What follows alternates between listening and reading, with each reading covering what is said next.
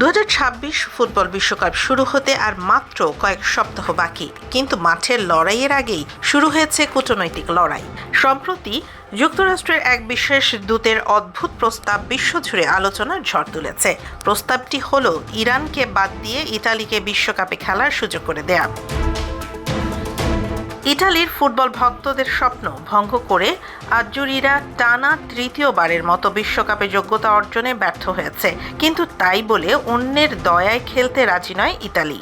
দেশটির ক্রীড়ামন্ত্রী আন্দ্রেয়া আবোদি সাফ জানিয়ে দিয়েছেন এটি অনুচিত। বিশ্বকাপে যেতে হয় মাঠের লড়াইয়ে জিতে। অলিম্পিক কমিটির সভাপতি থেকে শুরু করে সরকারের মন্ত্রীরা এক বাক্যে এই প্রস্তাব প্রত্যাখ্যান করে বলেছেন, এভাবে বিশ্বকাপে যাওয়াটা হবে লজ্জার। ফিফা সভাপতি জিয়ান্নি ইনফান্তিনো স্পষ্ট করেছেন যে খেলাধুলা রাজনীতির ঊর্ধ্বে। যুদ্ধের কারণে ইরানের অংশগ্রহণ নিয়ে সংশয় থাকলেও ফিফা তাদের পাশেই আছে।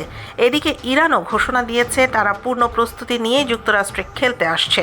শেষ পর্যন্ত রাজনীতির মার প্যাঁচে ছাপিয়ে খেলার জয় হবে, এমনটাই আশা ফুটবল প্রেমীদের।